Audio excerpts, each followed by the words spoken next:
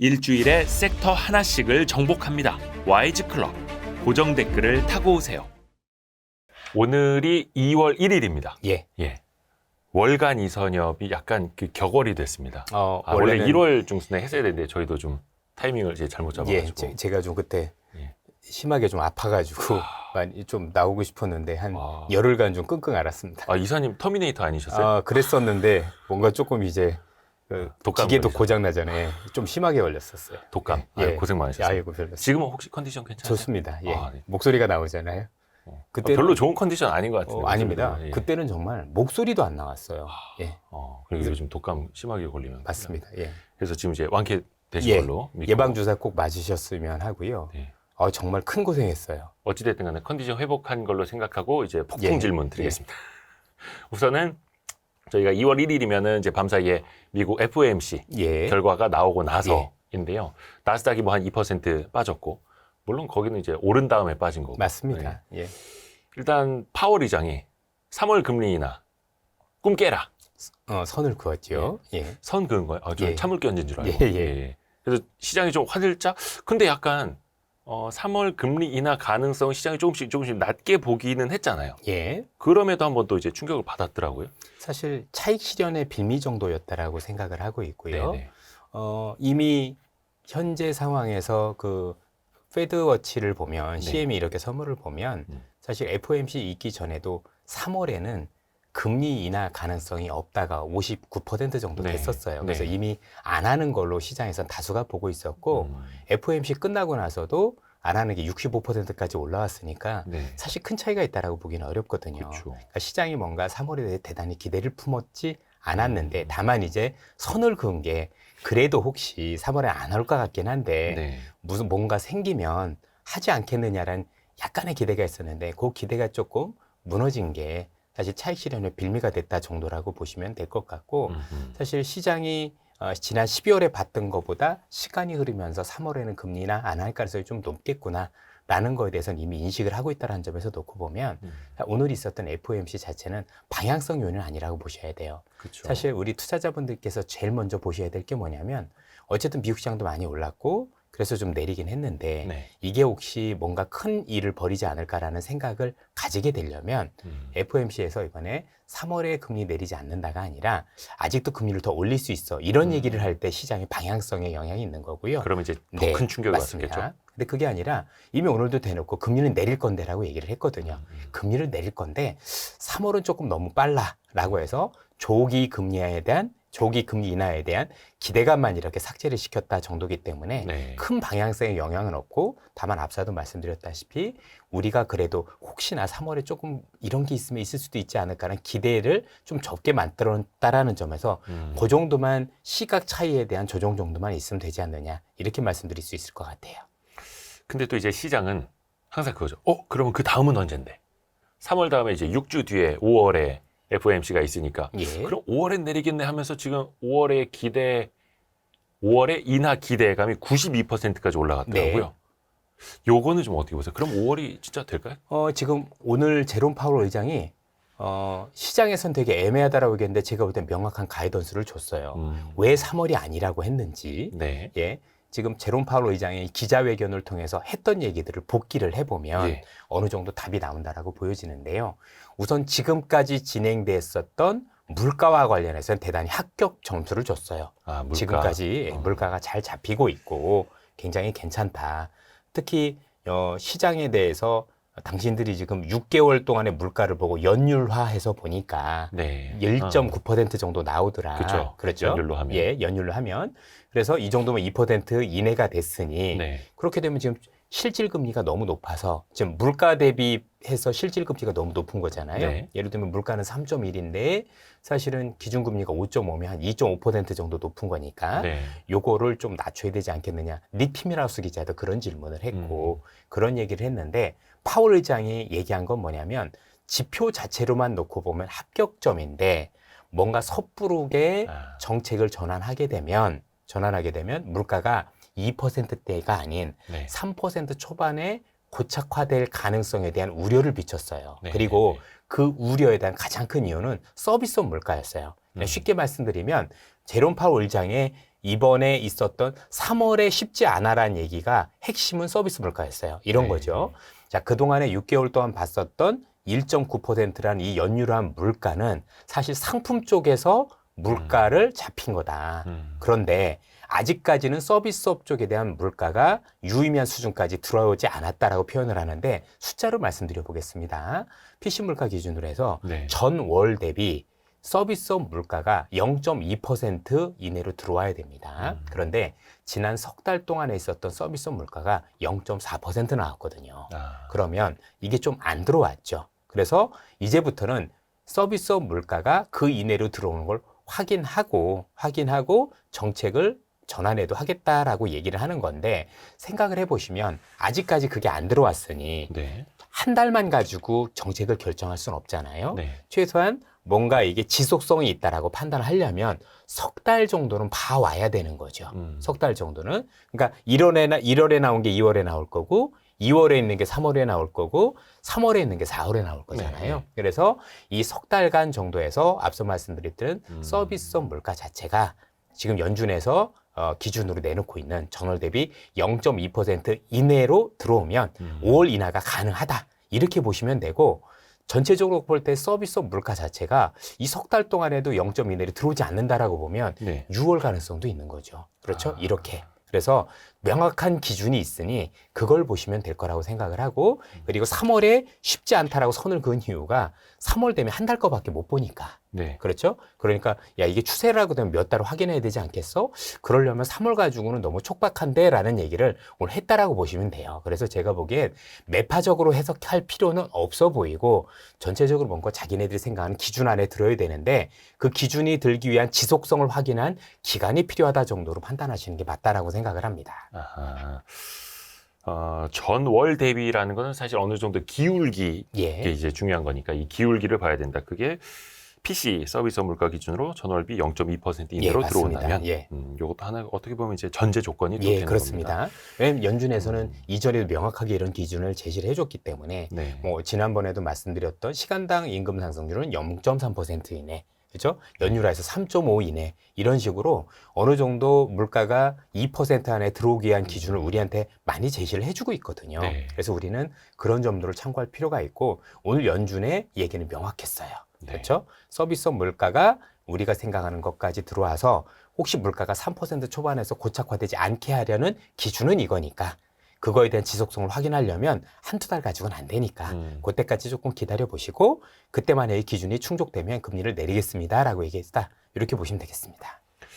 또 한미 간의 이제 증시를 좀 비교해 보자면 1월까지도 미국 증시는 뭐 나스닥 S&P 500 사상 최고치를 갔습니다. 우리는 연말까지는 조금 좋았다가 네. 1월 들어서 미국 증시는 좀 많이 디커플링이 차별화가 됐잖아요. 많이 됐죠. 많이 좀 벌어졌잖아요. 왜 그랬을까요?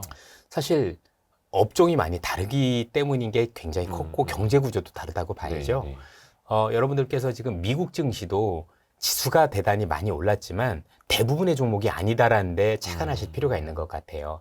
아마 오늘 신문 보셨으면 JP 모건에서 나온 자료가 있던데 네. 이 자료를 인용을 해보면 현재 미국 시장에서 닷컴 버블 때와 비슷한 일이 일어나고 있는데 현재 흔히 얘기하는 빅테크 기업들의 그렇죠. 시가총액을 보니 전체 시가총액의 거의 30%에 다다랐더라.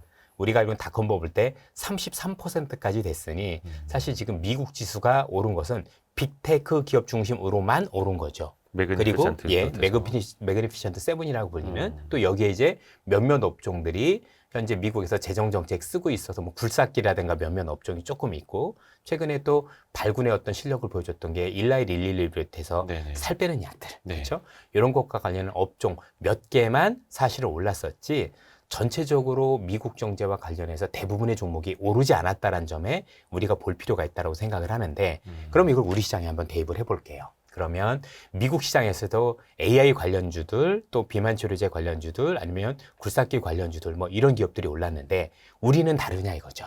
결국 우리도 조금 최근에는 좀 무너지긴 했지만 어쨌든 간에 우리나라는 직접적인 AI 수혜주는 미국은 소프트웨어지만 우리 하드웨어니까 하드웨어 관련 기업으로 사실 1월 내내 테마주가 형성됐었던 게 첫 번째고 어쨌든 간에 네. 그렇죠. 또 뭐 전체적으로 몇몇 테마주들 같은 경우는 미국과 다르지 않게 움직였다고 봐야 될 것 같아요. 다만 다른 점이 있다라면 미국은 그 움직인 원동력 관련주들이 초대형주였던 거고 우리는 중소형주였다 보니 사실 지수상에서 많은 차별화가 있었다라고 첫 번째는 봐야 될 것 같고요. 두 번째는 잘 아시는 것처럼 미국과는 다르게 우리는 어떤 식으로든 지금 중국 경제와 연관이 많이 되어 있습니다. 그렇죠. 그래서 사실상 중국 경제가 굉장히 어려웠고 그런 가운데서도 한국과 홍콩, 중국 증시가 동반해서 하락을 했었잖아요. 네. 사실 그런 데 따른 어떤 부담도 상당 부분 있었다라고 말씀을 드릴 수가 있을 것 같고 세 번째 같은 경우는 사실상 글로벌에서 역시 공통적으로 벌어졌었던 것 같은데 여러분도 최근에 매그니피션트 7 안에서도 한 종목이 되게 부진했었잖아요. 네. 테슬라라는 기업도. 예, 예. 그렇죠? 그래서 우리나라에서도 사실 오늘은 좀 많이 올라줘서 너무 다행이지만 최근에 전기차와 관련된 기업들이 부진했던 것도 원인인데 네. 이게 단순 어떤 섹터로 보기가 어려운 게 우리나라에서 지금 반도체와 거의 대적할 만한 수준으로 아니 향후에 반도체보다 더 커질 수 있는 산업이 2차 전지 산업이라는 데서는 이견들이 없으시잖아요. 그런데 그만큼 사이즈가 커졌다는 얘기예요. 네. 예, 우리 표현으로 얘기하면 사실 2차 전지와 관련해서 우리나라 대기업에서 안 하는 기업이 없죠. 삼성도 SDI가 있을 그렇죠, 거고 그렇죠. LG도 엔솔이 있을 거고 SK도 포스코 있고, 그룹에 또 포스코도. 포스코가 있고 지금 말씀하신 SK도 네. SK온이 있고 이런 식으로 모든 기업들이 다 포지션돼 있다 보니까 사실 이 업종이 조금 부진했을 경우 지수에 미치는 영향이 적지 않았다라고 그러네요. 생각을 합니다. 이런 것들을 종합을 해보면 우리나라 시장이 미국과 조금 차별했던 이유가 이런 데서 많이 찾을 수 있겠구나라고 생각을 할 수 있을 것 같습니다. 아하. 근데 이제 그래서 증시 전반적으로 보면 과연 이게 우리 증시 자체가 좀 안 좋아서 그런 거냐. 또 원달러 환율도 계속해서 1330원대, 네. 원화가 좀 약세인 국면이고. 근데 또 보면은 수급을 보면 외국인 수급이 또 나쁜 거는 아니에요. 예, 맞습니다. 예. 그러니까 앞서도 말씀드렸다시피 전체 시장을 나쁘게 본다가 아니라 예. 어려운 업종과 그다음에 조금 올라갈 수 있는 업종들이 가려져 있는 건데 외국인들은 그런 업종 중심으로만 선별적으로 매수를 하고 있다라고 보는 게 맞겠죠. 그렇죠? 근데 이제 아직까지 조금 어렵다고 생각하는 업종들이 시총이 적지 않다 보니 네. 만만치 않다 보니 사실 시장에 미치는 영향이 굉장히 컸다라고 봐야 되고 요거 지수로도 볼 수 있는 게 코스피에 비해서 코스닥이 훨씬 더 부진했죠. 그렇죠. 예, 왜냐면 코스닥은 시가총액 최상위 종목들이 대부분 사실 최근에 어려웠던 업종하고 관련이 있었기 때문에 이렇게 대비해 보셔도 쉽게 이해가 가실 거라고 생각을 합니다. 그러니까 2차 전지 아니면 바이오주들이 또 바이오주 같은 경우에 개별 몇몇 예, 종목이 좀 맞습니다. 악재가 있었던 예. 것들이 있었고 투심이 좀 안 좋아지고 금리 영향도 좀 받았고 그래서 코스닥 전반적으로 물론 이제 코스닥을 지수를 놓고 비교하기는 좀 애매한 시장이긴 애매하죠. 합니다만 그래서 또 800선을 밑돌고 약세가 또 이어지는 거고요. 아까 그리 참 FOMC에서 한 가지 좀 네. 빠뜨린 게 있어도 말씀을 드리면 오늘 FOMC 끝나고 나서 여러분들 지수는 밀렸지만 달러도 강세가 아니었고 미 국채 금리도 내렸죠. 그렇죠. 물론 이제 미 국채 금리와 관련해서는 이번에 채권 발행 금액이 줄어들 수 있다는 기대가 있었던 게 사실인데 뭐 그건 이미 며칠 전에 나왔던 거잖아요. 네. 그래서 지표는 있는 그대로 보셔야 되는 건데 현재 파월 의장의 발언을 시장에서는 너무 매파적으로 해석 안 했다라는 거거든요. 그러니까 미국 시장이 그냥 많이 빠졌다라고 해서 네. 그것만 놓고 부정적으로 해석하는 것은 제가 볼 때 좀 지양할 필요가 있다라고도 말씀드리고 싶습니다. 너무 매파적이었다고 겁먹을 필요는 없고 예. 아니 왜냐면 우리나라 시장 샀잖아요. 외국인이 그렇죠? 예, 만약에 그게 훨씬 더 매파적이었으면 달러에 영향을 줬을 거고 환율 측면에서 가장 부정적인 게 신흥국들일 텐데 네네. 신흥국 시장에서 오늘 1조나 샀다라는 얘기 자체는 사실상 오늘 파월 발언에 대해서 외국인들은 큰 의미를 두지 않았다는 얘기로 해석할 수도 있습니다. 아하, 그러네요. 예.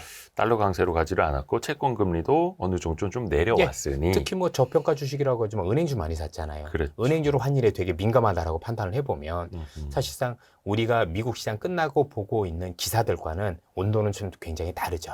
그래서 항상 FOMC가 끝나고 나서도 기사만 볼 게 아니라 정확하게 파월 의장이 우리한테 전달하고자 하는 메시지가 뭐였었는지 네. 그다음에 그게 시장의 기대와 어느 정도 차이가 있었는지 그런 부분들만 조금 따져보시면 전 될 거라고 생각을 해요. 근데 또 이제 시장이 얼마나 앞서가는지를 또 가늠해 봐야 되는데 네. 물론 그게 제일 어렵긴 합니다만 5월부터 거의 매번 통화정책 회의 때마다 금리를 내릴 거야라고 또 시장은 전망을 하고 예. 있더라고요. 그러면 거의 한 6번 정도?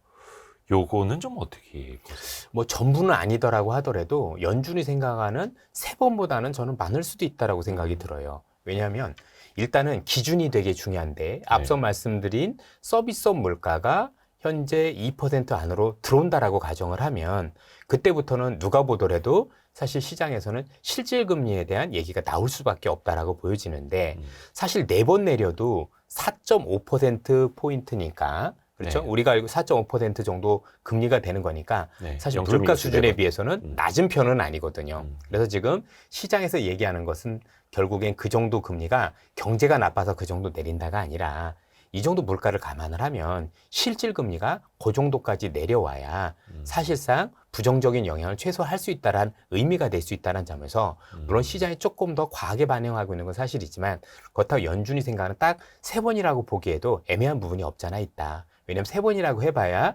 5에서 5.25면 한 번 내리면 5에서 5.25, 그죠? 네. 한 번 또 내리면은 또 7.5 이것저것 하더라도 그렇죠. 네. 그러니까 그 정도 금리가 되면은 실질 금리가 낮다라고 보기는 어렵거든요. 예, 그렇죠. 그래서 오히려 그거보다는 조금 더 내릴 개연성이 있다라고 놓고 보면 시장과 우리가 연준의 생각에서 딱 적절한 중간 정도가 제가 볼 땐 그 가능성이 높지 않을까라는 생각이 듭니다. 어느 정도 시장은 거의 한 3% 초반까지도 기대를 하고 예, 그 정도까지는 조금 과하지 않느냐라는 그래서 생각이 고기와 들고. 어디 그 중간쯤에 네. 그러니까 이제 4% 정도는 돼야 되지 않을까라고 생각이 들고 사실 4% 정도까지 내려온다라고 하면 일단은 보셔도 한 6번은 되는 거잖아요. 그렇죠. 그렇죠? 그러니까 적은 숫자는 아닌 거죠. 예. 이제 주식 투자가 어려운 게 그 모든 걸 또 반영을 하고 있기도 하고 또 거기에다가 속도까지도 반영이 돼 있다 보니까 이게 또 변동성으로 나타나고 네. 그래서 더 어려운 거죠. 어찌됐든 간에 코스피 코스닥도 좀 오른 상태에서라도 조정을 받았더라면 나았을 텐데 일단 그러면은 시장 전반적으로는 큰 문제는 없다. 예, 그렇습니다. 일단은 진단은 그렇게. 뭔가 전체적으로 미국 시장이나 한국 시장이나 방향을 바꿀 만한 변수는 아니었다라는데 공감이 돼야 된다라고 생각을 하고 사실 미국 시장은 오늘 FOMC가 아니었다고 하더라도 굉장히 과매수 국면이었었어요. 그래서 그렇죠. 뭐 사상 예, 최고치였으니까요. 계속 그랬었고 굉장히 과열권이어서 뭐 굳이 이게 아니더라도 언제든지 한번 쉬어갈 수 있는 자리였었는데 뭐 누구 표현으로는 뭐 울고 싶을 때 뺨 맞았다. 그 표현이 제가 볼 땐 가장 적당하다라고 봐야 될 것 같습니다. 그런데 우리 입장에서 보면 그냥 울고 싶은데 뺨 맞은 게 아니라 울고 있는데 또 뺨을 때리는 거 아닙니까? 그러니까 많이 아팠죠. 네. 저만 그렇습니까? 지금 왜냐면은 코스피 위주로 투자하셨던 분들과 네. 코스닥 위주로 그것도 자산주의 위주로 투자하셨던 분들과 성장주의 위주로 투자하셨던 분들 1월 초도 아닌데 1월 말도 아니고 1월 말부터 한 며칠 동안 한 일주일 동안 계좌가 이렇게 되지 않았을까요? 엄청나게 지금 차별화들이 많이 됐고 제가 보기엔 그렇습니다. 오늘까지 해서 일부 그 뭐 PBR 저평가주들이 올라왔는데 그 종목들이 지금 주가 하락한 게 몇 년 동안 했거든요. 사실 들고 계셨던 분들은 대부분 제가 볼 땐 물려있던 분들. 거의 몇 한 년 동안? 2년 동안 막 이렇게 소갈이 했는데 그렇죠? 이제 본전이 온 거죠. 뭐 한 일주일 올랐는데 거의 한 2년치 올라버린. 본전이 온 정도라고 생각을 하지 뭔가 이걸 밑에서부터 정말 조만간 이게 될 것 같아서 잘 매매를 해서 수익을 난 분이 과연 몇이나 있을까 이런 생각이 들어요. 왜냐면 갑자기 오르기 시작을 했으니까. 물론 이제 시장에서 PBR 일비에 대한 얘기가 안 나온 건 아니에요. 정부 정책도 있었던 것 같고 또 야당에 있는 분들도 또는 새롭게 신당을 창당한 분들 자체도 이것과 관련해서 뭔가 논의를 하겠다라고 얘기가 있었으니까 코리아 디스카운트 해소하겠다. 전체적으로 해보겠다고 하고 그게 당연히 일본에서도 이게 성공을 거뒀으니 이 얘기가 나올 법했고 실제 나오기 시작했었던 건 사실인데 그것도 또 다른 모멘텀이라고 봐야 되겠죠. 그리고 제가 그 관련해서 그 종목들도 보니까 최근까지도 기관도 이 관련 종목을 싹 비우고 있었더라고요. 어떤 종목을요? 이런 어떤 저PBR 관련주들 누가 들고 있었겠습니까? 그러다가 그렇죠? 이번에 막 했다가 후두두둑 막 사고 급하게 채운 거죠. 그러니까 사실 그래서 제가 기관분들도 보면 사실 기관마다 다를 거니까 일반화시킬 수는 없지만 대부분 분들은 시장 벤치마크를 따라가기 위해서 편입을 해가지고 사실 해봐야 지금 똔똔 수준인 거지 뭔가 이것 때문에 이번에 기관 수익률이 굉장히 좋아지고 그랬을 가능성은 매우 낮아 보입니다. 저도 몇몇 알고 있는 자산운용사들 저평가 우량주들 자산주 많이 갖고 있던 데들은 성과 안 좋아서 연기금 자금 막 뺏기고 나서 바로 오른 거예요. 그렇죠. 그래서 지금 아이러니한 게 제가 알기로 지금 말씀을 주셨지만 몇몇 그 가치주했던 연기금들 지금 다 뺏겼었잖아요. 그렇죠? 그리고 뺏겼다는 얘기는 지금 다 팔아 제꼈다는 얘기거든요. 근데 갑자기 올라댔으니까 사실 바닥에 문질렀다라고도 봐야 되겠죠. 그렇죠. 그러니까 바닥에 지졌다고 네, 하죠. 지졌죠. 그래서 그러니까, 오늘도 예. 보시면은요, 이걸 올린 주체가 외국인이에요. 외국인이 쭉 땡기니까 기관들은 어차피 따라가고. 벤치마크 지수를 하면 따라간 거지 본인들이 주도한 건 아닐 거거든요. 그렇게 보면 과연 누가 행복했을까요? 그렇죠. 예. 저도 이제 야식 잡설 통해서 말씀을 드렸습니다만 벤자민 그레이 형식으로 말하면 이제 담배꽁초 투자, 네. 저평가에서 별로 좋아하는 분 떨어져 있는 거 아닙니다. 주워서 뭐 한두 번 빨고 네. 버리는 이 담배꽁초 투자. 근데 이게 지속돼야 한다라는 전제가 필요하잖아요, 사실은. 그러니까 우리가 많이 배웠던 거는 저평가 가치주는 제대로 된 평가가 오면 그때는 이제 차익을 실현하는 거다라고 이제 뭐 네. 교과서적인 책들에서 예. 가르쳐 줬던 건데 네. 과연 그럼 이 시점에서 지금 시점에서 우리가 이 저평가 저 PBR주를 볼 때 과연 어떻게 대응을 해야 할 것이냐, 이걸 따라가야 될 것이냐, 아니면 그냥 우리 스타일대로 가야 될 것이냐. 우리 스타일이라는 좀 어폐가 있습니다만 어떻게 하는 게 좋을까요? 저는 종목별로는 달라야 된다고 생각을 해요. 왜냐하면 PBR이 그동안 저평가 받았을 때는 그만한 이유가 있었을 거거든요. 네, 자, 시장은 단순히 싸다라고 움직이진 않을 텐데 그렇죠. 업황이 계속해서 부진했었을 경우도 있고 아니면 PBR이 비록 낮다고 하더라도 주주 가치를 환원할 만한 사실은 여력이 안 되는 기업들도 있을 거라고 생각을 합니다. 네. 그렇죠? 일본에서 많이 오른 기업들 대부분이 사실 저평가됐다라고만 해서 PBR 1배를 찾은 건 아니거든요. 네. 그래도 그 뒤로 이제 꾸준히 돈도 벌기 시작을 했고 번 돈으로 그동안 하지 않았었던 자사주 소각이라든가 아니면 배당을 더 많이 준다든가 여러 가지 어떤 방안들을 통해서 주가가 올릴 수 있는 모멘텀을 지속적으로 만들었기 때문에 가능했었던 건데 네. 지금 같은 경우는 잘 아시다시피 일단은 굉장히 저평가 중에서도 최악으로 제일 싼 기업들, 예를 들어서 보험주들 중에선 하나생명이나 하나 그 화재가 대표적인 예를라고 들 수 있을 것 같고, 한화요? 예, 한화. 예, 예. 오늘 뭐 흥국생명도 그래서 상한가를 들어갔었던 그렇죠. 것 거기 같고, 태광산업 그 예, 계열이잖아요. 맞습니다. 예, 이렇게 쭉 올라갔었던 건데, 뭐 너무 극심한 저평가 정도가 일단 어느 정도 해소되고 나면 네. 거의 대부분의 기업들은 추가적으로 상승할 수 있는 여력들은 낮아질 것 같아요. 그리고 그 추가적인 상승이 PBR 1배를 얘기하는 건 아니에요. 그렇죠? 그 정도에 훨씬 못 미치는 수준에서 주가 반등이 멈출 개연성이 있고 오히려 이런 시점에서는 그 이상으로 뭔가 PBR 1배까지 올릴 수 있는 모멘텀을 만들 수 있는 회사들, 예를 들어서 앞으로 자사주 소각을 많이 할 수 있는 기업들 또는 기업들 스스로도 우리가 더 현재보다 많은 배당을 줄 수 있을 것 같습니다 라고 하는 기업들, 그리고 최근에 최소한 업황이 바닥을 찍고 턴하는 모습들을 보이고는 기업들이 있다라면 이런 기업들로 제가 볼 때는 압축해서 가시면 추가 수익을 훨씬 더 볼 수 있겠지만 그렇지 않은 기업들은 최근에 급등도 했고 여기서 추가 급등을 몇 번 정도 하면 사실상 추가적으로 더 오르기에는 모멘텀이 부족하다라고 볼 수가 있을 것 같습니다. 왜냐하면 이게 소형주가 아니라 대형주기 때문에 네. 그 대형주들을 현 수준에서 주가를 마구마구 끌어당기려면 사실 외국인들이 매일 1조씩 사줘야 돼요. 그렇죠? 근데 그렇지는 않을 거잖아요. 그러면 현재 수준보다는 매수세가 조금 잦아든다라고 보면 거기서는 이제 대부분의 종목들이 더 올라가는 게 아니라 거기서 선멸해서 사실 올라가는 모습들이 될 거니 이런 어떤 흐름들에 대해서 우리가 고민을 많이 하셔야 되지 않을까라는 생각이 듭니다. 진짜 저 PBR을 탈피할 수 있을 정도로 주주 환원을 약속하는 기업과 약속할 수 있는 기업들, 그냥 저 예. PBR이어서 테마성으로 같이 가는 것들은 이제 나중엔 차별화가 된다. 차별화가 많이 될 수밖에 없죠. 예. 그러네. 왜냐면 싼 데는 그만한 이유가 있다라고 생각을 하거든요. 아하. 예. 근데 이제 너무 극심하게 싸졌으니 그건 해소될 필요는 있다라는 데 동의하지만 그게 저는 PBR 1배라고 생각하지는 않는 거죠.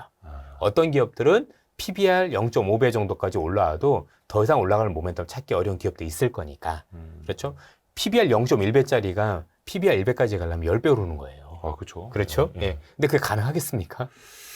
그래서 이것도 거버넌스에 따라서 예. 그 회사, 그 그룹의 회장님의 마인드를 이번에 바꿀 수 있을 것인가? 그게 제일 중요하겠죠. 그렇죠. 예. 아니면 원래 주주 환원을 잘 해왔던 기업인가? 아니면 그렇죠. 안 했었는데 이번에 좀 뭔가 바뀌는가? 그러니까 몇 가지가 필요해요. 왜냐하면 자사주를 소각을 하려면 일단 자사주를 살 수 있을 정도 돈이 있어야 되잖아요. 그렇죠. 예. 그럼 재무제표가 어렵거나 아니면 잉여현금이 없는 기업들 같은 경우 여기 해당되지가 않겠죠. 그렇죠. 그렇죠. 그렇죠? 그런 측면에서 일단 바라봐야 될 필요가 있고 두 번째는 그동안에 우리가 알고 있는 자사주를 많이 쌓아놨던 기업들이 있겠죠. 네. 그렇죠? 그런 기업들도 뭐 달라질 수가 있겠죠. 뭐 전체적으로 보니까 오늘 뭐 증권사 하나 보니까 대주주가 자사주인 기업도 있더라고요. 대주주 1위가. 그죠? 네네네. 뭐 있습니다. 예, 있습니다. 한 군데 있죠. S사 그렇죠? 말씀하시는 아니요. 뭐 D사 뭐 이렇게 해가지고 있던데 회장님 지분보다도 자사주 지분이 한 2배는 더 많더라고요. 예. 또 그런 기업들도 있을 거고. 그 D사. 예. 네네. 어쨌든 간에 그게 좋다 나쁘다가 아니라 이거를 소각할 수 있을 가능성이 높은. 그러니까 자사주도 많아야 되고 또는 없다라면 자사주는 살만한 부분들이 있어야 되고 배당이라는 것도 그렇잖아요. 네. 배당이라는 게 내가 돈을 지금보다 훨씬 더 많이 벌어서 주주들한테 이익을 상당 부분 돌려주는 건데 돈을 벌고 있지 못하다라면 배당이 늘어날 가능성이 없잖아요. 그러면 추가적으로 이익 모멘텀을 받는다라고 보기는 어렵죠. 그래서 자사주를 매입할 수 있는 잉여 현금 흐름이 있는지 과거에도 매입 소각을 했었는지 또 최근에도 보니까 기아도 이제 자사주 매입 소각 발표를 했고 삼성물산도 그렇고 뭐 하나금융지주 같은 여러 은행 지주사들은 뭐 당연히 그걸 또 해왔던 거고. 사실 그래서 이 기업들이 오르기 전에 사실 제가 몇몇 매체에서 그런 기업들일 거라고 말씀을 드렸었거든요. 예. 일단은 제일 좋은 게 어떤 기업들이냐면 지금 정부가 정책을 시행할 때 적극적으로 호응해 줄 수 있는 기업들. 보조 맞출 수 있는 기업들. 보조 맞춰 줄 수 있는 기업들. 이런 기업들이 일차적인 대상이 된다라고 보셔야 되겠죠. 예. 왜냐면 어쨌든 정부도 정책을 냈고 그 정책이 어쨌든 효과가 있어야 될 거고 이제 정부가 나를 따르라 했었을 때 따를 만한 기업들은 그래도 어쨌든 간에 이런 의지가 있는 기업들이 될 수가 있는 거니 또 하나는 주인이 없는 기업들도 되게 편하죠.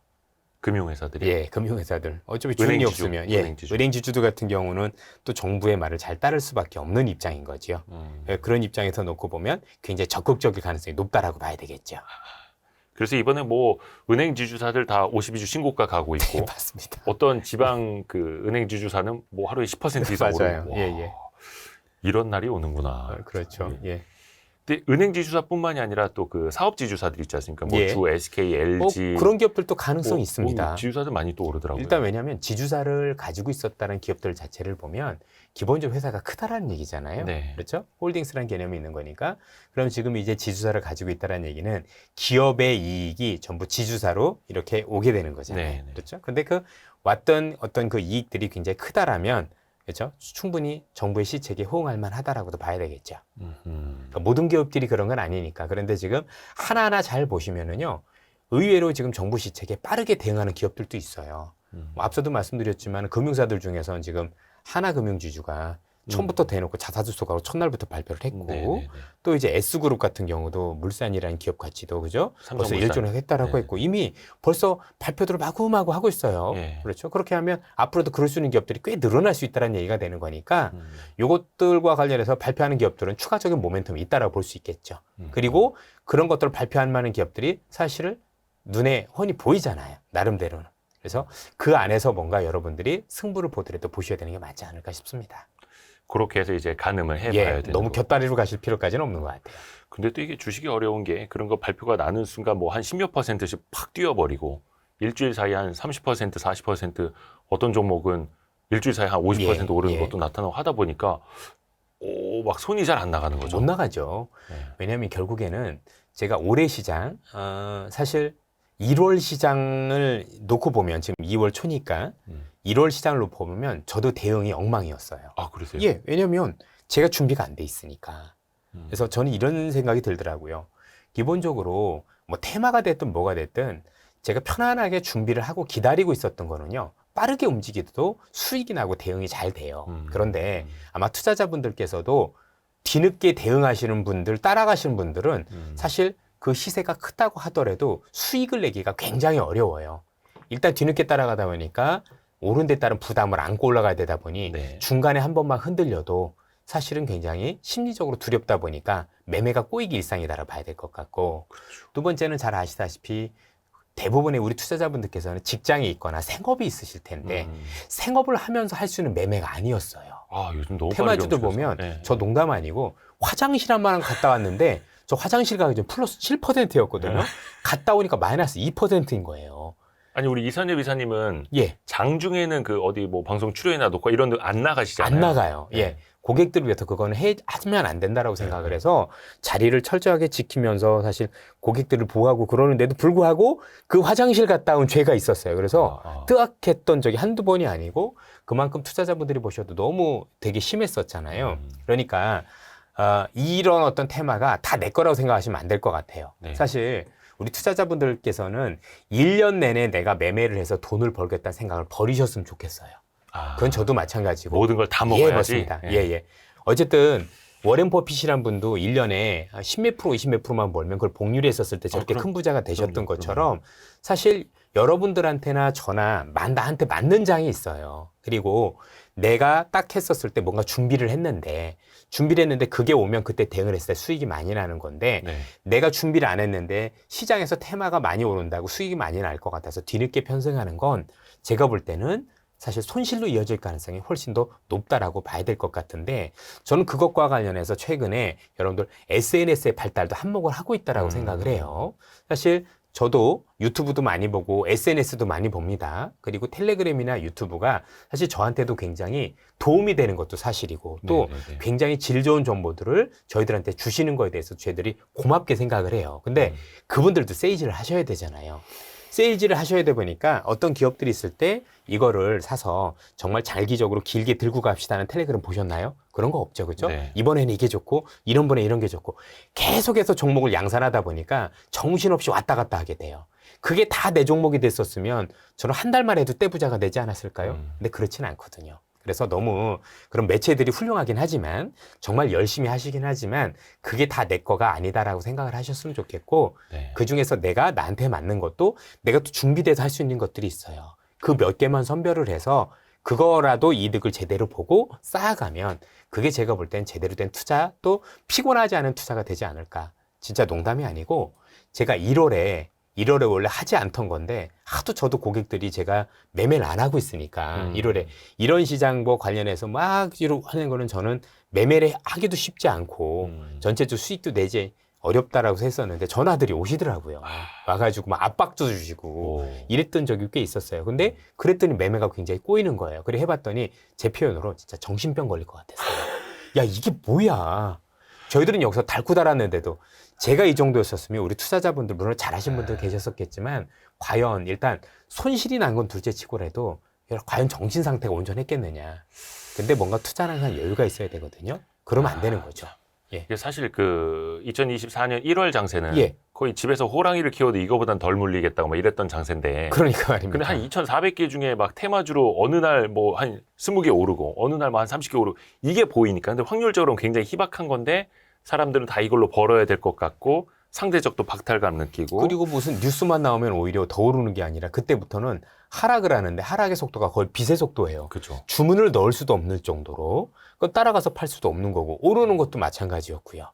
이런 매매는 사실 개인 투자자분들한테 저는 감히 말씀드리면 적합하지 않다고 말씀드리고 진짜 직업적으로 내가 진짜 하루 온종일 앉아서 트레이딩을 하시는 분들도 쉽지 않을 거라고 생각을 하는데 굳이 그렇게까지 무리하게 하시다 보면 다치기 일쑤일 것 같다. 그래서 저도 1월에는 사실 굉장히 좀 대응이 애매했는데 오히려 그러고 나서 텔레그램도 이런 거 안 보기 시작하면서 조금 이제 나름대로 좀 여유가 생기면서 그렇죠. 네, 수익이 조금씩 나기 시작을 하더라고요. 저도 그래서 그 텔레그램 방들 몇 개를 아예 다 그냥 구독 해지하고 예. 나오고 있습니다. 저는 안 보기 시작을 했어요. 왜냐면 이게 예. 저희도 얼마 전에 야식잡설로 예, 올려드렸습니다만 제가 직접 취재해서 모 텔레그램 방 운영자는 실제로 압수수색까지 당하고 안 좋은 일들이 예. 생기거든요. 예. 근데 그럼에도 불구하고 자꾸 막 종목 세일즈 하는 분들이 너무 눈에 띄어가지고 조심하세요. 그러니까 조심하세요. 나쁘다가 아니라 분명히 훌륭한 정보들도 많아요. 근데 그걸 텔레그램도 다 보려고 생각하지 말고 여러분들한테 또 맞는 텔레그램들이 있을 거예요. 네. 그런 것들을 선별을 하셔서 거기서 좋은 어떤 부분을 얻고 하신다라면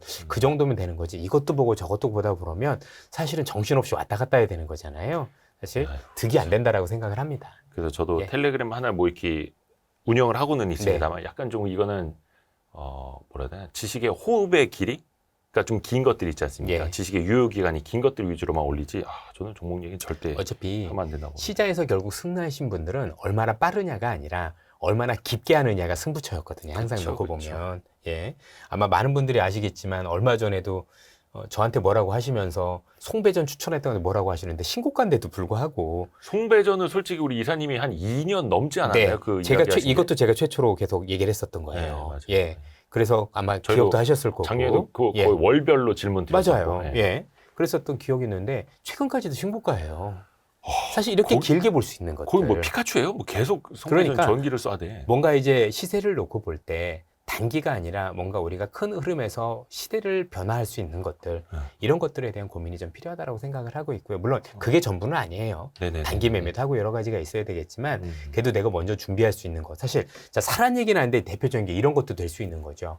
오늘 보니까 정부가 2월 임시국회에서 최우선적으로 다루는 게 수출입은행에 대한 얘기를 제일 먼저 했다는 얘기죠. 방산. 예, 방산 수출을 돕겠다. 차라리 이런 것들은 미리 우리한테 고지가 된 거고 준비를 할 수 있잖아요. 아, 그렇죠? 그럼 차라리 그런 것들을 길목을 짚고 있는 게 훨씬 더 낫지 않을까요? 물론 이제 사는 것도 아니고 추천의 개념 아닌데 이런 식으로 아이디어. 이런 식으로 굳이 뭐 텔레그램을 보지 않더라도 신문 기사만 봐도 내가 미리 준비해서 할 수 있는 것들이 많이 있는데 굳이 막 그때그때 나온 걸 가지고 여러분들이 그때그때 그것마다 반응하게 되면 사실 정신적으로 해로울 뿐만 아니라 계좌 수익도 나기 어렵다라고 보셔야 될 것 같습니다. 아니면 저는 이런 방법도 쓰는데 예전에 텔레그램들이 있었을 때 좋은 정보도 워낙 많으니까 훌륭하신 분들도 많고 그거를 집에 가서 천천히 읽었어요. 읽어서 깊이를 느껴보는 거예요. 거기서 정말 좋은 깊이 있는 것들 너무 많았거든요. 그걸 보고 나서 뭐 그분들은 추천을 하든 안 하든 간에 저는 이걸 보고 조금 더 이렇게 길게 들고 갈 수 있구나. 이런 방법도 있어요. 그러니까 그렇죠. 이걸 보고 내용을 즉각 반응 배우는 거죠. 이런 것만 좀 자제하시면 좋지 않을까라는 생각이 들더라고요. 괜히 이제 남 좋은 일 시킬 필요 없습니다. 없죠. 남의 맞아요. 종목 장사에 뭐 좋은 일 시킬 필요 없는 거고. 근데 이제 물론 쏠림 현상이 생길 때 그 쏠림 현상으로 이제 다 먹는 사람은 없죠. 이걸로 내가 다 먹었다라고 자랑하는 사람은 이제 그걸로 또 이제 장사를 하려는 사람일 테고. 근데 그거 잘하는데 그렇게 수익이 많이 나는데 텔레그램 운영하는 사람이 어디 있어요? 그러니까요. 없어요. 그런 거는. 예. 그 리스크를 잡혀갈 리스크를 지면서. 그러니까요. 예. 근데 이제 저는 이게 답답한 게 저 PBR주를 비롯해서 뭐 가치 올라가는 거 좋고 뭐 어떤 이슈 있을 때 올라가는 거 다 좋은데 왜 굳이 다른 종목까지 패대기를 치면서 특히 이제 코스닥 쪽 이제 작살나고 있지 않습니까? 근데 나름 열심히 하던 그런 우량한 기업들까지도 패대기를 치면서 저 PBR을 띄워야겠느냐 이쪽으로 쏠려가야 되겠느냐. 물론 이제 우리 시장이 그래 좀 시장이 작으니까 수급이 또 쏠림 현상이 좀 많기는 합니다만 이런 현상은 좀 어떻게 봐야 되겠습니까? 이게 이제 극단적 쏠림 현상이라고 보셔야 될 것 같은데 시장의 수급이 제한된 게 가장 큰 원인이라고 판단이 돼요. 우선 우리 투자자분들께서 최근에 동향을 놓고 보면 얼마 전에 며칠 전에 신문 기사를 보니까 개인 투자자분들께서 현재 9조 원의 자금을 해외 투자로 돌렸다라는 얘기가 있더라고요. 실제 그리고 거래소 우리가 하는 전체 시장에서는 또 2조 원의 자금이 이탈을 했다라는 얘기를 합니다. 그러면 현재 주식장에 들어가고 있는 시장에서 흔히 얘기하는 국장에서는 11조 원의 돈이 이탈을 했다라는 얘기가 되거든요. 그런데 잘 아시다시피 최근에 여러 가지 경로를 통해서 우리 개인 투자자분들도 한국보다는 해외로 눈을 돌리고도 있지만 기관으로도 자금이 유입되고 있질 않아요. 그래서 기관도 자금이 씨가 말랐다라고 보시면 될 것 같습니다. 그만큼 체력이 굉장히 허약하다라고 볼 수가 있겠죠. 자, 이런 상황에서 당연히 여러분들 어떤 문제가 생기냐면 우리 투자가들 중에서 외국이나 기관 투자가들 같은 경우는 사실 제도적으로 항상 벤치마크를 이겨야 되는 부담이 꼭 있을 겁니다. 뭐 한 코스피 그렇죠? 200 지수 같은 예, 거. 코백 지수 같은 거. 그러면 어느 쪽으로 쏠려서 그 업종만 오르면 그걸 따라갈 수밖에 없는데 네. 예를 들면 지금 같은 경우 특히 PBR 1배라고 해서 이런 대형주들이 오르면 사실 포트폴리오에 가지고 있을 가능성이 매우 낮거든요. 막 지주사 그렇죠? 같은 거 막 예, 급등하는데 맞습니다. 막 따라가기 급하게 그리고 펀드 매니저. 그분들이 실력이 없어서 그러신 게 아니에요. 왜냐하면 그게 몇 년간 어려웠으니 사실 몇 년간 어려운 걸 들고 있는 게 잘한 건 아닐 거잖아요. 그렇죠? 예. 그럼 우리 표현으로 빈집털이라고 보통 얘기를 하는데 전문 용어죠. 아무것도 없어요. 그렇죠? 네. 근데 갑자기 이런 상황에서 대형주들이 그렇게 막 급등을 하면 벤치마크를 따라가기 위해서 그걸 다시 채워야 되는데 문제는 돈이 없다 보니 이걸 채우기 위해서는 다른 걸 팔아야 돼요. 자, 이 현상이 제가 볼 땐 이번으로 그치지 않을 가능성이 높다라고 보셔야 돼요. 특히 뭔가 새로운 테마가 형성되고 시장에서 또 다른 쏠림이 있는데 그 또 다른 쏠림이 대형주라면 그 대형주만 제외하고 나머지 대형주거나 또는 중소형주들 같은 경우는 지금처럼 또 이렇게 변동성에 휘말리는 일들이 아마 올해 자주 목격이 되지 않을까라는 생각이 듭니다. 그렇죠? 수급이 다만 충원된다면 괜찮겠죠. 그래서 투자자분들께서 시장에 대한 신뢰를 하시고 더 많은 시장에다 돈을 투입을 하시거나 또 기관 투자가들한테도 돈이 들어오고 외국인들도 굉장히 시장에 대해서 긍정적으로 보면서 수급이 확충된다라면 이런 게 잦아들겠지만 지금 상황이 유지된다라고 가정을 하면 앞서 말했던 쏠림이 있을 때마다 그 쏠림과 관련된 기업들은 급등을 하겠지만 그 이전에서 올랐던 종목들은 다 팔고 이쪽으로 가야 되니 사실 지금과 같은 현상은 일회성 요인이 아니라 사실 올해 내내 우리가 몇 차례 경험할 수도 있는 그런 수급 여건이다라고 볼 수가 있을 것 같습니다. 원체 시장 자체가 작고 맞습니다. 이 시장 안에 예. 돈도 별로 없는데 네.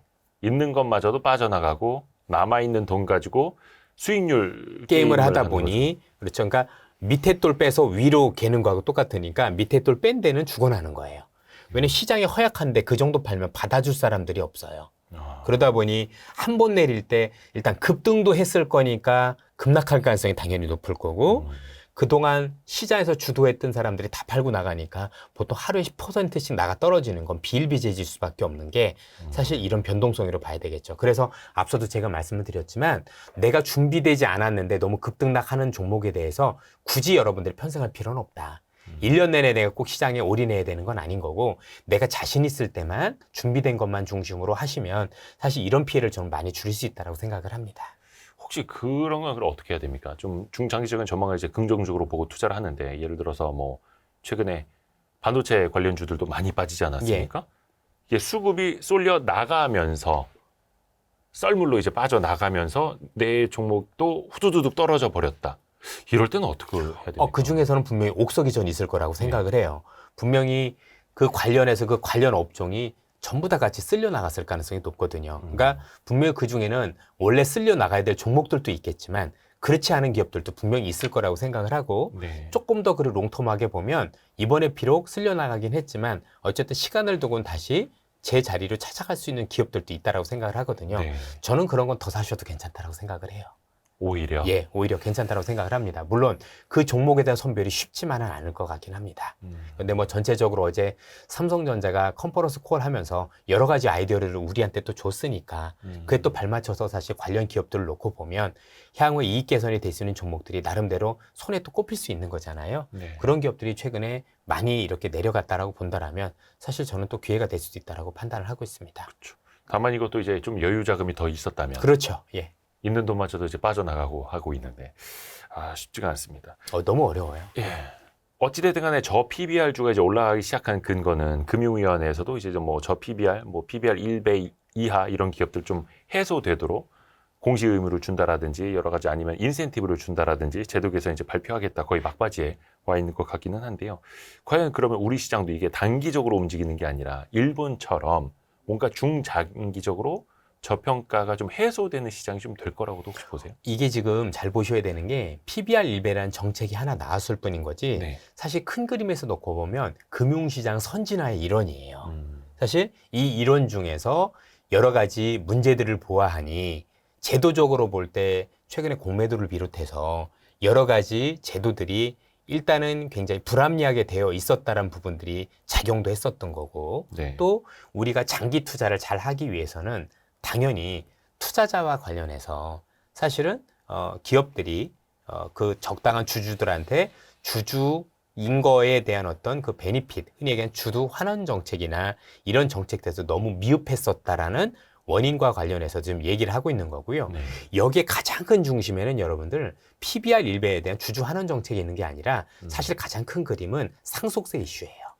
그렇죠? 그래서 지금 기업별로 지금 대기업들이나 중소기업이나 사실 상속 이슈가 생기고 나면 사실 정말 대주주 입장에서는 거의 있는 기업을 포기해야 될 정도의 어떤 위기까지 가는 기업들도 많이 있었잖아요. 그렇죠. 경영권까지 예. 주게 되면 60%의 세율이 저는 매겨지는. 실제 그런 경우들을 많이 봤어요. 저도 개인적으로 굉장히 저를 아껴주셨던 모 중견기업의 이렇게 대표셨는데 그분이 이제 회장님께서 자꾸를 하시면서 결국 그 자제분들이 이 사업을 이어받지 못하고 기업을 매각하는 그렇죠. 상속세 때문에 상황도 있었거든요.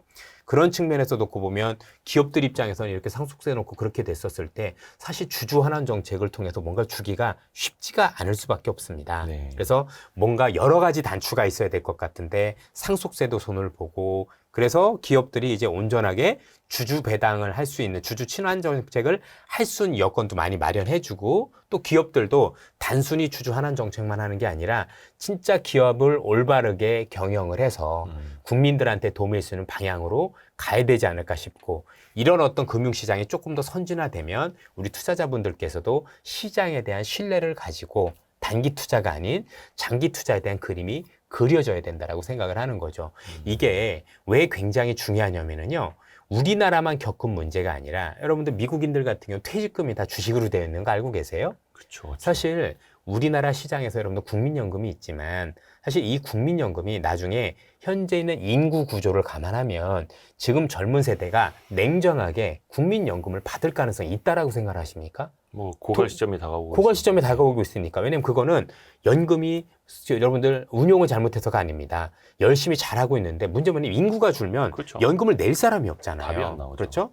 결국에 뭔가 현 수준보다 더 높은 수익률을 사실 거둬야 되는 거고 그래서 여러분들 잘 아시겠지만 이게 80년대 미국에서도 퇴직연금법 401조 K항이잖아요. 그렇죠. 그게 401K라고 부르는 건데 그렇죠. 그래서 그 퇴직연금들이 주식을 그동안 못하게 했던 거를 주식 부분을 상당 부분 늘릴 수 있는 어떤 그런 법적인 부분을 개개견했던 게 그런 건데 그렇게 되면서 미국 시장도 금융이 선진화되고 또 지금도 뭐 애플이나 이런 기업들은 주주 환원 정책 쓰고 막 이런 부분들이 있잖아요. 그렇죠? 기업 쪼개기도 못하게 하고 그래서 저는 여러 가지 부분에서 정부가 우리 그 기업들한테 상속세 관련된 그런 베니핏도 준다라면 사실 그동안 기업들이 했었던 조금 표현이 좀 격할 텐데 양아치 같은 짓들, 그죠? 무슨 분할 뭐 이런 걸 통해서 사실 우리 대주주들은 피해를 안 보고 우리 개인들만 피해 보는 이런 일들 같은 경우, 왜냐면 미국 같은 경우는 지금 알파벳 하나에 구글이 다 붙어 있는 거잖아요. 네네. 이런 식으로 그렇죠?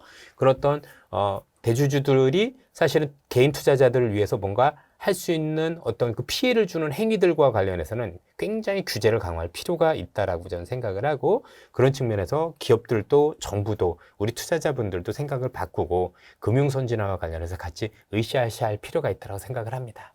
예. 그렇죠. 그게 뭐 한두 사람의 투자자만 좋은 일이 아니라 그럼요. 국민들의 노후 자산과 그게 우리 노후가 될 수 거고요. 있다는 생각을 가지고 있어야 되는데 여러분들 입장에서 올 1월 시장 놓고 보면 내 노후 자금을 맡기고 싶으세요? 저라면 뺄 것 같은데요. 그렇죠. 괜히 우리 개인 투자분들이 해외로 나가는 게 아닐 거잖아요. 그렇죠? 해외 시장을 이미 맛을 보셨으면 그러니까 우리 축구를 얘기한 프리미어리그 본 거잖아요. 그렇죠? 그럼 동네 축구 보겠느냐고요. 아하. 그러면 우리도 그 정도 수준을 올려줘야죠. 그렇죠. 그래서 기업들이 먼저 많이 바뀌어야 될 거고, 그렇죠? 정부도 거기에 제도적인 보완을 하면서, 그렇죠? 해줄 건 해주고, 규제할 건 규제하고, 이런 식으로 되면서 뭔가 차근차근히 될 수 있도록 얘기를 해야 될 것 같고, 아마 그게 2월 5일 날 정책이 발표된다라고 얘기를 하는 것 같더라고요. 정부 쪽에서. 그런 발표들이 어떻게 영향을 미치는지. 이건 근데 여러분들 정부만 하는 게 아니라 최근에 신당을 창당한 분들도 또 현재 야당에서도 같이 추진하고 있는 거기 때문에 사실 전 국민적인 차원에서 사실 이루어질 필요는 있지 않을까. 그러면 시간은 걸리겠지만 지금보다 좀 더 나은 금융 환경이 되는 쪽으로 가고 있는 방향이 잡힌 거에 대해서는 우리가 너무 나쁘게 바라볼 필요는 없지 않을까라는 생각이 듭니다. 그렇죠. 이거는 뭐 여야를 떠나서 네. 코리아 디스카운트 현상 해소를 위해서는 또 이제 한 목소리를 맞습니다. 내는 예. 그런 부분이 있더라고요.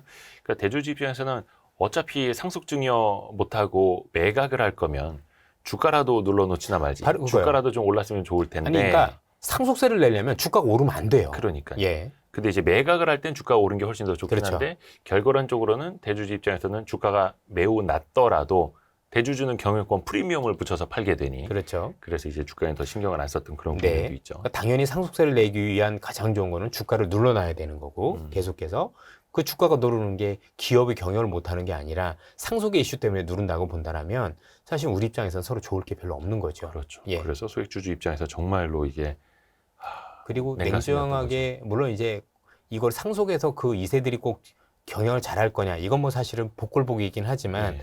그렇다고 회사를 매각하면 잘 되느냐 사실 그런 경우도 별로 흔치는 않았던 것 같아요. 그렇죠. 그런 입장에서 놓고 보면 어쨌든 간에 기업의 경영에 의지가 있고 아는 분들이 하는 게 저는 좀 나쁘지 않다라고 생각을 합니다. 그렇죠. 그것도 이제 새로운 대주주 그렇죠. 면을 예, 또 예. 봐야 되는 거고요.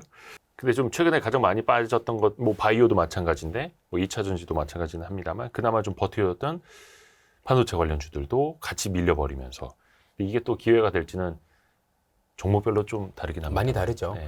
어쨌든 반도체 전체 시장 자체가 좋아지고 있는 건 사실이니까.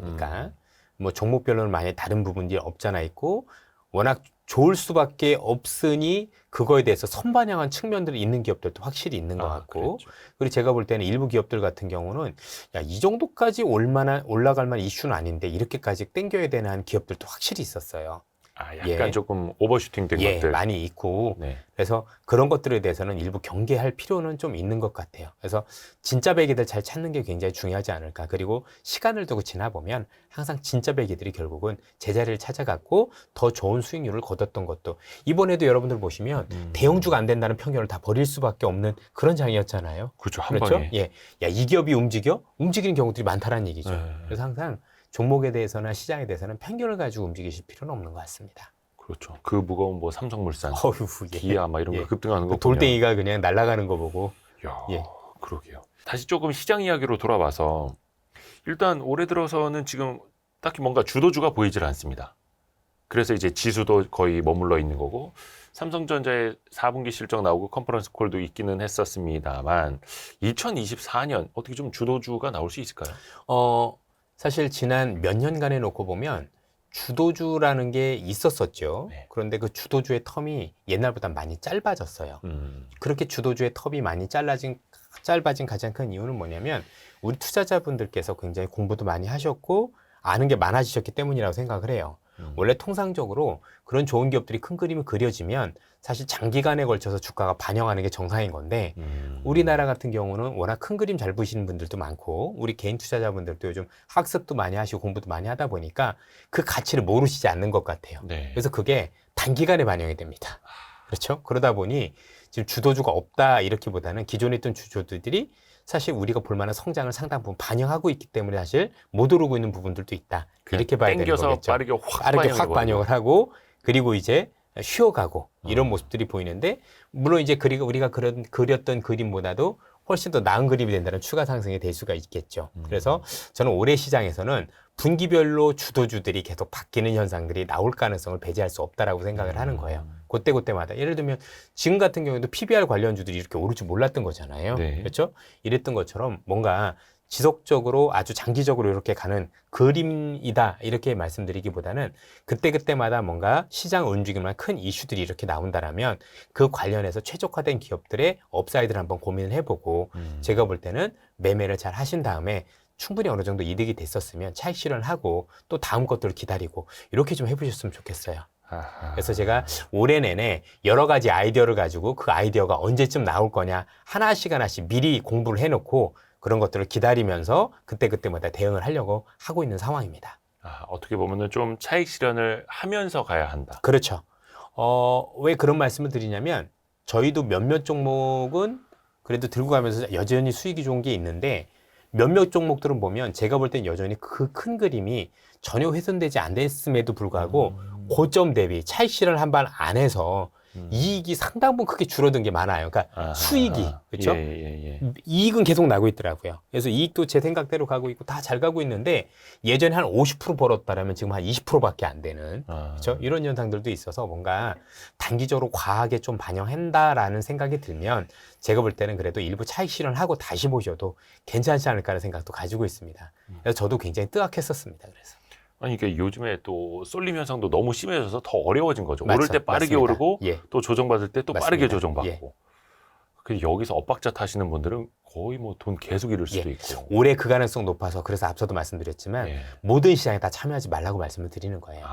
너무 급하게 매매가 되고 있고 근데 그 급하게 매매된 게 내가 따라가는 매매라면 지양하시는 게 좋습니다. 따라가지 말고 따라가지 길목을 말고 지키고 예. 어떻게 보면 지수도 좀 박스권을 가정을 하고 대응해야 할 수도 있겠죠. 그럴 수도 있죠. 그래서 뭐 전반적으로 뭐 빠르게 오른다고 하더라도 내가 잘 아는 분야고 이거는 될 거라고 생각을 해서 하는 것들은 괜찮아요. 네. 그렇죠? 그건 충분히 준비가 되셨을 거니까 뭐가 주도주인지도 아실 거니까. 근데 그게 아닌 경우는 먼저 사놓고 공부하게 되는 경우들도 많거든요. 그렇죠? 그런 경우는 지양을 해야 되겠죠. 그래서 요즘 정보들이 워낙 양산이 빠르니까 야 이것도 되게 좋대 이것도 그 관련주래 진짜 그것만 듣고 사시는 분들 많거든요. 결국 그게 시간을 두고 보면 진짜 단기적으로는 짧게 이익이 될 수도 있는데 길게 보면 결국엔 손실로 이어지는 경우로 많이 이어지더라. 그래서 사실 적당할 필요도 있는 것 같아요. 그렇죠? 여러분들이나 저나 조금 열기를 식히고 워워 하면서 차분하게 시장을 바라보실 필요도 있는 것 같아요. 차분하실 수 있죠, 여러분? 예. 차분하셔야 됩니다. 차분하셔야 돼요. 예. 근데 시장이 차분하지 못해. 이게, 저희 2월 1일에 촬영을 하고 있는데, 2월 1일 코스닥이 0.06%, 그러니까 0.5포인트만 내렸습니다. 예. 지수만 보면 차분해 보여요. 별일 없는 것 같아요. 근데 그 안에서는 막 장난 아니죠. 종목별로 막 작살이 나고 막 특히 이제 기관들이 많이 읽었던 것들이 많이 다쳤죠. 저 대형주 사기 위해서 전부 다 기관이 막 표해야 패대기 되니. 치고 막 예. 야, 저걸 가자 막 이러고. 근데 그렇게 팔아대니 받을 만한 세력은 없었을 거고. 왜냐하면 그 받을 만한 세력도 똑같이 지금 대형주를 사려고 같이 노리고 있을 거잖아요. 그러니까 아무도 안 사니 기업의 가치와 무관하게 사실은 정말 이 정도 밀리지 말아야 되는데 밀린 기업들도 너무 많아진 거죠. 그러게요. 그래서 아마 지금 굉장히 황당해하는 그런 분들이 많으실 거예요. 진짜 1월 초에 어떻게 매매를 잘해서 한 10% 정도 이득이 났는데 지금 마이너스 20, 30%로 돌아선 사람들도 많이 봤거든요. 와. 예. 제 얘기인가요? 아유, 제가 보셨어요? 제가 보신 거 아니에요? 네, 아니, 농담이고요. 아, 그러게요. 근데 여기에서 또 중심을 잘 잡아야 됩니다. 네, 맞습니다. 네, 여기서 한번 이제 멘탈 털렸다고 해서 뭐 자포자기할 수도 없고요. 또 시장이 늘상 또 그런 모습을 보이기도 하고요. 뭐 사실 요즘이 더 빨랐던 거지. 저는 벌써 한 20, 30년 동안 계속 겪었던 일이에요. 아, 네. 뭐 옛날에 99년에도 그랬고 별다른 것 같지는 않아요. 그러니까 그때마다 모양만 약간 다른데 결론은 같다라고 생각이 듭니다. 그때는 지금보다 추세 매매가 더했어요. 아, 예. 그래서 뭐 시장을 위대한 능욕자다. 예, 미스터 마켓은 예, 위대한 예. 능욕자다. 뭐 이렇게 표현을 하기도 항상 하고. 내 중심이 있어야 되는 게 맞는 것 같습니다. 사실 우리가 그 제코가 석자긴 합니다만 해외를 조금만 한번 점검을 네, 해볼게요. 네. 중국 증시는 뭐 계속해서 뭐 그냥 실망만 안겨주고 있는데 예.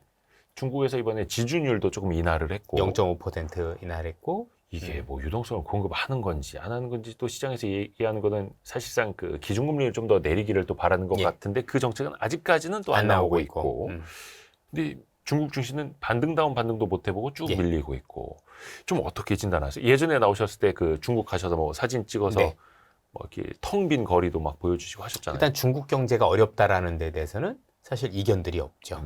결국엔 이 어려운 경제를 타개할 수 있는 건 자율적인 부분으로는 불가능하겠죠.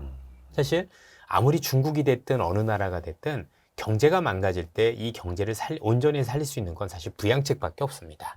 그리고 다친 만큼 큰 부양책을 써야 됩니다. 네. 이건 상식인 거죠. 네. 근데 지금까지 중국이 나왔던 부양책이 많긴 했습니다만 네. 다친 만큼은 아니었던 게 문제인 것 같아요. 그렇죠? 아하. 내가 정말 중상을 입었고 피를 뚝뚝뚝 흘리고 있는데 현재 치료제를 준 건 사실 그거를 아물게 상처를 아물게 하는 정도는 아니었다라고 보는 거죠. 네. 결국 지금 시장이 기대하고 있다라기보다는 그게 나아져야 된다라고 생각을 하고 있어요. 그래서 이번에 재미있는 보고서가 하나 나왔는데 호주에서 지금 최근에 철강 가격이 며칠째 오르고 있는데 예. 헝다 사태가 벌어질 이후로 오르기 시작을 했거든요. 네. 궁극적으로 이번에 헝다 사태가 뭔가 중국의 재정 부양책을 크게 앞당기는 계기가 되지 않겠느냐라는 얘기들이 많아요. 홍다는 얼마 전에 홍콩 법원에서 그냥 아예 파산하라고 예, 했죠. 파산하라고 예. 한 건데 중국이 그걸 받아들일 가능성은 저 개인적으로는 낮다라고 생각을 해요. 홍콩이 법원이 내린 걸 중국 정부가 들어야 될 이유도 없고 물론 법으로 서로 교류할 수 있게 되어 있지만 실제 이런 법이 만들어지고 나서 받아들이는 경우는 5번밖에 없거든요. 대부분의 경우는 거부가 많이 됐어요. 특히 이제 헝다 같은 경우는 단순히 빚을 청산하려면 있는 것들을 다 팔아야 되는데 지금 중국에서 벌이고 있는 사업장이 1000개가 넘어요. 예. 그렇죠? 그럼 거기에 있는 집들을 다 안 지어줬을 경우 거기에 따른 민심의 동요를 중국 정부가 감당할 수 없을 거거든요. 네네. 그래서 중국 정부 입장에서는 그럼 나중에 헝다와 관련된 채권자들은 손해를 많이 봐라. 하지만 어쨌든 기존에 있었던 집은 내가 다 지어줄게라는 정책으로 갈 가능성이 높다라면 현재는 홍콩 법원의 그런 어떤 그 의견을 받아들일 가능성은 제 입장에서는 매우 낮다라고 보고 다만 이런 어떤 현실 때문에 심리적으로 투자자들이 느끼는 특히 해외 투자자들이 느끼는 중국에 대한 신뢰는 더 떨어졌겠죠. 네. 특히 여러분들 헝다 투자했더니 해외 투자자들한테 다 손해보라고 얘기를 하고 있는 거잖아요. 그럼 사실 중국이 투자한 해외 투자 입장에서는 야 이게 뭐야? 황당하죠. 앞으로도 내가 여길 투자하면 이를 갈겠어. 이런 투자자들이 많아질 수밖에 없는 거 아닌가라는 생각이 듭니다. 네. 이렇게 놓고 보면 결국 중국은 신뢰를 찾아야 되는 정책을 써야 된다라고 생각을 하고 있고 어찌됐든 간에 지금은 유효 수요를 창출할 수 있는 부양책이 반드시 필요합니다. 생각을 해보세요. 지금 부동산도 어려운데 주식도 어려워졌어요. 그러면 경자의 입장에서 놓고 보면 흔히 얘기하는 부의 효과, 네. 웰스 이펙트라는 게 지금 사라진 거잖아요. 네. 그렇죠? 그러면 이 웰스 이펙트가 사라진 이후에 중국 사람들이 소비를 한다라고 해서 얼마나 할 수가 있겠습니까? 쉽지가 않겠죠. 그래서 뭔가 소비에 뭔가 획기적인 틀을 전환을 마련할 수 있는 부양책이 좀 필요하다라고 생각을 하고 있고, 그 부양책은 현재 중국 경기가 어렵다라고 얘기할 때마다 제가 볼 땐 그 가능성은 높아진다라고 생각을 합니다. 왜 그런 말씀을 드리냐면, 기존에는 중국이 경기 부양책을 쓸 때 뭔가 계획된 경기 부양책을 썼는데, 네. 앞서 말씀 주셨었던 지준율 0.5% 인하라든가, 또는 최근에 있었던 증시 부양책 2조 위안의 부양책은 예고 없이 나온 거였고, 그 규모도 굉장히 컸어요. 그래요? 그래서 지금 중국이 야, 이제는 뭔가 사태에 대한 심각성을 인지하기 시작했구나라고 볼 수가 있을 것 같고, 여기서 시장이 조금 더 신뢰하지 않는 모습을 보이면 그거를 돌리기 위한 과감한 부양책을 쓸 수밖에 없다라고 저는 생각을 하고 있는 상황입니다. 특히 잘 아시겠지만 중국 정부가 지금 많은 빚에 시달리고 있어서 못 쓴다라는 얘기들도 많이 있지만, 어떤 국가든지 빚이 많을 때 빚을 갚을 수 있는 유일한 방법은 더 많이 버는 것밖에 방법이 없습니다. 그렇죠? 우리 표현으로 이렇게 얘기합니다. 빚의 금액이 줄어들 필요는 없어요. 분수로 얘기를 드려볼게요. 2분의 1이라고 가정을 하겠습니다. 네네네. 그렇죠? 근데 2가 3분의 1이 한번 된다고 생각을 해보세요. 3이 성장이에요. 2가 네. 성장이고 그쵸. 1이 부채예요. 부채면. 2분의 1이면 부채 비율이 50%, 네. 3분의 1이면 부채 비율이 33%죠. 그렇죠. 예. 부채 금액은 똑같지만 조금 더 벌면 부채 금액이 낮아지죠. 그렇죠. 율이. 그렇게 나가는 방법밖에 없는 겁니다. 아. 그래서 중국이 택할 수 있는 방법은 성장이다. 저는 그래서 제가 이게 맞는 표현인지 모르겠지만, 이전에 있었던 리커창 총리의 부재가 꽤 크다라고 생각을 해요. 네. 지금 있는 리창 총리는 사실상 경제 전문가가 아닌데, 현재 중국이 워낙 이제 그 정책을 요즘 정치적으로 굉장히 세게 나가다 보니까 이와 관련해서 과연 바른 말을 할 사람이 있는지 저는 잘 모르겠어요. 왜냐하면 저도 조직 생활 해보면, 중국은 더더욱이 심하니까. 예, 조직 생활 해보면 여러분들 그게 틀린 걸 알아도 얘기 못 하잖아요. 예. 얘기하면 안 바뀌고 잘리기만 할 거니까. 그래서 얘기하는 거고, 그건 여러분들 사회생활 하시면 다 느끼는 거 아닙니까? 여러분들 모시고 있는 부장님 마음에 드나요? 안 드실걸요? 근데 바른 말 할 수 있으세요? 인사고과 쫙 날아갈 텐데? 네네. 아니 진짜로. 그죠? 그럼 거긴 더 할 거 아니에요. 그렇죠? 그러면 그렇죠. 뭔가 이거와 관련해서 우리 경제가 이러니까 올바르게 이렇게 딱딱딱 합시다라서 갈 수 있는 환경인가, 저는 그거 잘 모르겠는데, 어쨌든 이전에 있었던 리커창 총리는 그걸 하셨던 분이 아니었었을까라는 생각이 좀 많이 들고. 리커창 총리는 좀 이렇게 바른 말도 좀 하셨던 분인데. 예. 뭐 왜냐하면 그 균형이 있었으니까. 우리가 알고 그렇죠, 있는 그렇죠. 정권과 관련해서 뭐 우리가 아는 상하이당, 태자당, 공청당 이런들끼리 굉장히 균형을 가지고 서로 견제를 했지만, 지금 견제가 사라진 거잖아요. 그럼 이제 사실 견제가 사라진 모든 조직은 시키는 일만 잘하게 됩니다. 그렇죠? 근데 그 위에서 뭐 시키는데 과연 이렇게 올바르게 하겠죠. 물론 할 거라고 생각을 하는데 할 수 있는지 그건 잘 모르겠고, 어쨌든 간에 분명한 건 이거 살리려면 부양책이 잘 나와야 된다고 생각을 합니다. 그리고 얼마 전에 앞서도 말씀드렸죠. 호주에서는 그런 보고서가 나오기 시작을 했어요. 참. 아까 그 헝다 사태 이후에 호주의 철광석 기업 주가가 오르기 시작했다고 그게 말씀하셨는데. 경기부양책에 대한 기대가 있어서 그래요. 예, 그래서 야, 이 정도가 되면 이번에 헝다 때문에 우리가 생각하는 경기부양책이 큰 부양책이 좀 빨라지지 않을까? 그게 재정부양책이 될 수 있고 SOC가 될 수 있다라는 기대들이 시장에서 살아나기 시작을 했어요. 근데 그런 경기부양책을 기대할 때마다 항상 실망을 했잖아요. 그렇죠. 실망을 했었었는데 이번에는 좀 다르다라고 보는 것 같아요. 그래요? 왜냐면 이 정도 경기인데 안 할 수 있어, 이런 거죠.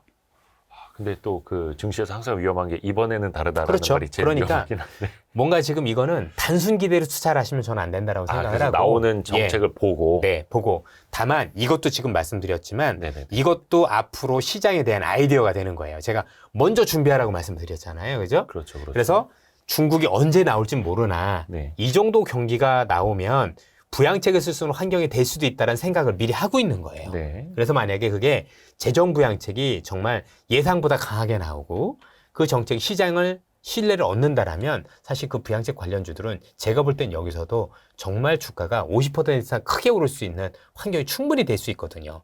그럼 그 관련 기업들이 많지도 않아요. 흔히 얘기하는 사이클 관련 기업들이잖아요. 그렇죠? 네네, 그렇죠. 그런 것들 미리 사라는 얘기가 아니라 가정을 해놓고 그게 나왔었을 때 정말 나왔는데 나오면 그날부터 사면 첫날이잖아요. 그러니까 준비가 돼 있으니까 첫날 살 수 있는 거예요.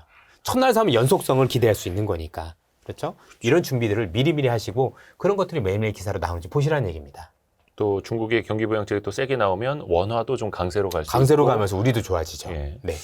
그러면 조금 강력한 부양책이라고 하면 진짜 금리 인하 뭐 이런 겁니까? 아니면 다른 두 개가 같이 나올 것 네. 같아요. 자, 보세요.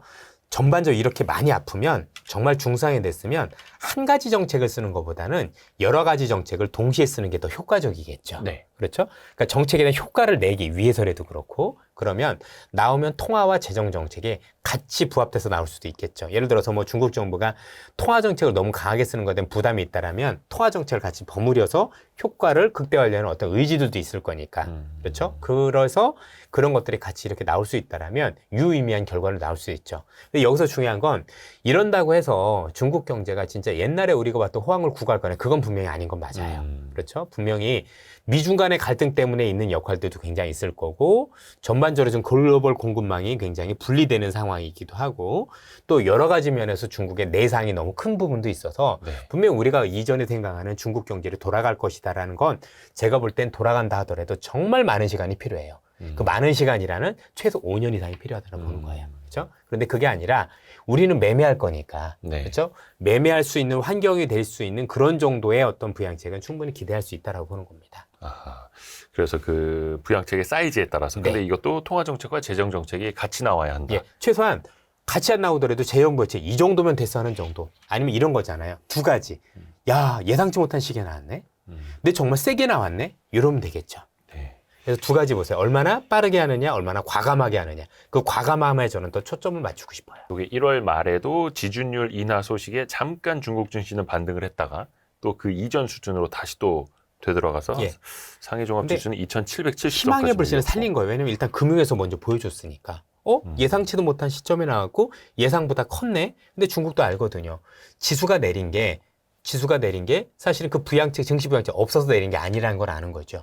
앞으로도 부동산이 더 어려워지고 그로 인해서 사람들의 소득 수준이 감소를 하고 그로 인해서 신뢰가 부족해서 소비가 줄어든다라면 지금 쓰고 있는 부양책이 완전히 공수표가 될 수 있는 거잖아요. 그걸 중국이 충분히 안다라 본다라면 이 이상으로 뭔가 곧 나올 수 있다는 기대를 품을 수 있는 거예요. 그러니까 시장을 부정적으로 볼 게 아니라 네. 이런 가정을 깔고 중국이 심각함을 느끼기 시작을 했구나. 그래서 예상치 못한 시기에 예상보다 강한 증시 부양책을 내놨네. 근데 누가 보더라도 근본적인 원인은 이게 아니란 걸 알 텐데 그럼 추가적으로 경기를 살릴 만한 재정 부양이나 이런 걸 할 수도 있겠네라는 가정을 깔고 시나리오를 쓰시라는 얘기죠. 그리고 생각을 하고 있다가 진짜 나오면 그날부터 지르면 되는 거예요. 아하. 요렇게 해서 이런 거 이제 길목 지키기로. 그렇죠. 충분히 될 수 있습니다. 괜히 뭐 안 되는 데서 나는 생각지도 않는데 이런 게 올라서 따라간다. 그러지 않으셨으면 좋겠어요. 그렇죠. 그거는 1월 말, 1월과 같은 그런 또 다른 어떤 그 변동성이 휘말릴 가능성이 높아요. 오랜만에 나오셔가지고 네. 우리 또 사실상 이번에는 이제 격월이 돼버린 월간 이선엽 제가 뭐 이거로였습니다. 예. 단순 애널리스트가 아니라 애널리스트도 오래 했지만 사실 직접적으로 매매도 하고 있기 때문에 사실 일반 애널리스트하고 조금 다른 말씀을 많이 드릴 거예요. 그렇죠, 직접 그렇죠. 이제 투자했던 경험을 통해서 이제 전략가이기도 하고 실전. 예, 이제 실전도 실전이고. 계속 했었었고. 좋습니다. 해서 월간 이선엽 한 3월호는 한 언제쯤 뵈면 좋을까요? FOMC 끝난 다음 그날 할까요? 그러면 한 3월 말 예, 좀 3월 되겠네. 말쯤 20 돼서 며칠 되겠죠? 예, 예. 네네네. 그렇게 아유, 하셔도 될 것 같습니다. 알겠습니다. 알겠습니다. 그래서 좀 아프지 마십시오. 예, 예. 네, 다시 터미네이터로 예, 돌아오도록 하겠습니다. 예. 오늘 월간 이선엽이었습니다. 고맙습니다. 예, 감사합니다. 감사합니다. 예. 감사합니다.